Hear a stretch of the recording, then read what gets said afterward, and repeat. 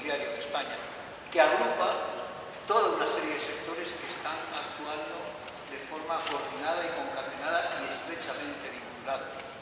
No podemos separar grandes propietarios, financieros, constructores, agentes inmobiliarios.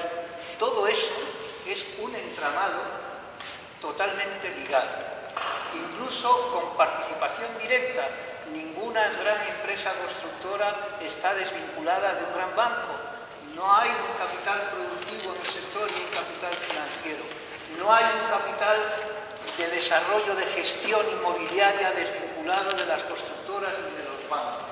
Eso es un entramado que no está desarticulado, sino absolutamente articulado, convergiendo en un objetivo común: obtener el máximo beneficio en cada momento.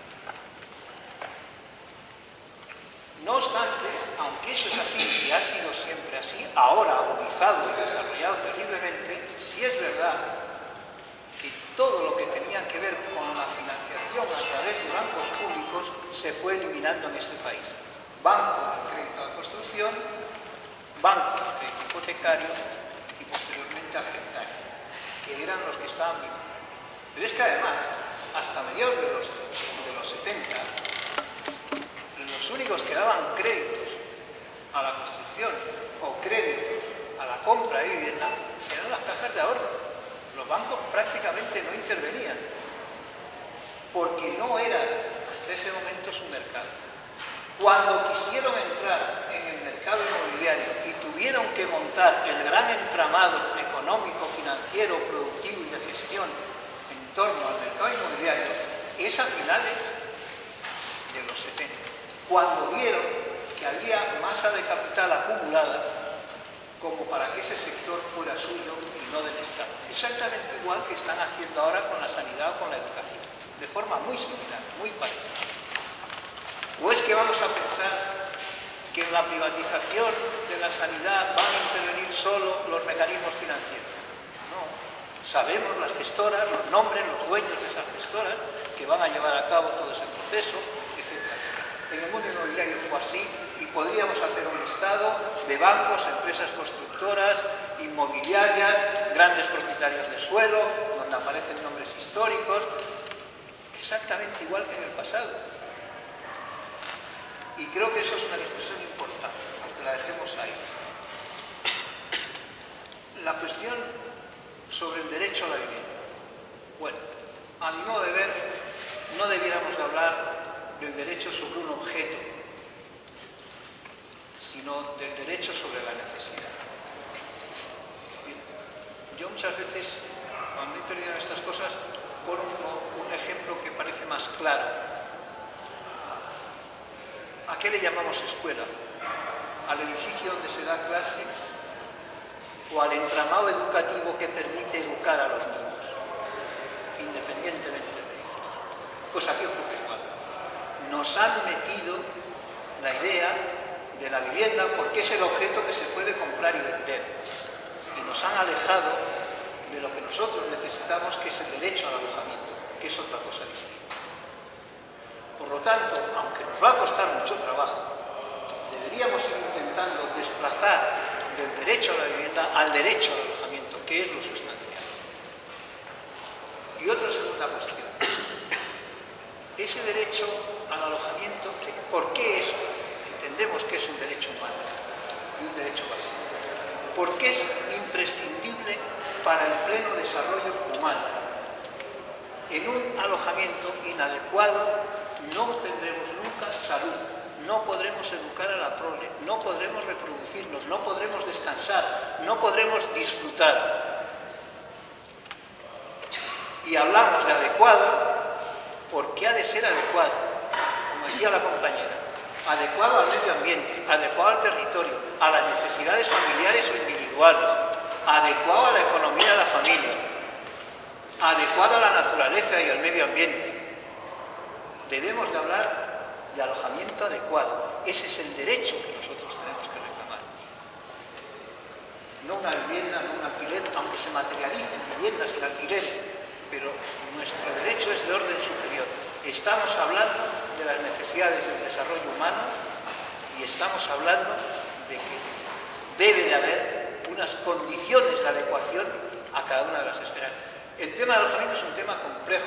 Si lo pensáis, tiene que ver con la naturaleza que nos rodea, con las ciudades donde vivimos, tiene que ver con nuestra cultura, tiene que ver con el modo de vida, tiene que ver con cómo evoluciona la especie a lo largo de su vida y en las generaciones. Todo eso es el objeto de estudio y todo eso es a lo que le tenemos que dar respuesta, inevitablemente. Si no, nunca podremos satisfacer ese dinero, ese derecho, o solo lo satisfarán los que tienen dinero y puedan adecuar su situación. Ellos sí que pueden adecuar mediante el dinero cuáles son las necesidades que va a satisfacer. Y en este momento sí me interesa un apunte. Vivimos en un proceso de destrucción de derechos. Creo que no hay que extenderse demasiado. Pero de destrucción de derechos que están siendo sustituidos por una nueva legalidad. Es decir, ahora es legal no tener la paga extra. Ahora es legal quedarse en la calle sin alojamiento. Nada está amparando esos derechos. No es anticonstitucional no cumplir con esos derechos en la gente. No es inconstitucional que no se pueda tener un alojamiento. No es inconstitucional que te echen en la calle y te pongan en la puerta. Y eso tiene un nombre. Se llama estado de excepción. A mi modo de ver, debemos de entender que nos estamos enfrentando a un estado de excepción que no se está llevando a cabo con fuerzas militares en la calle, pero que el proceso de destrucción de derechos y sustitución por una nueva legalidad que lo que niega es la existencia de esos derechos, eso está en marcha y se está haciendo cada día. Y es algo que debemos de pensar, porque hay que enfrentarse de otra manera. Agustín.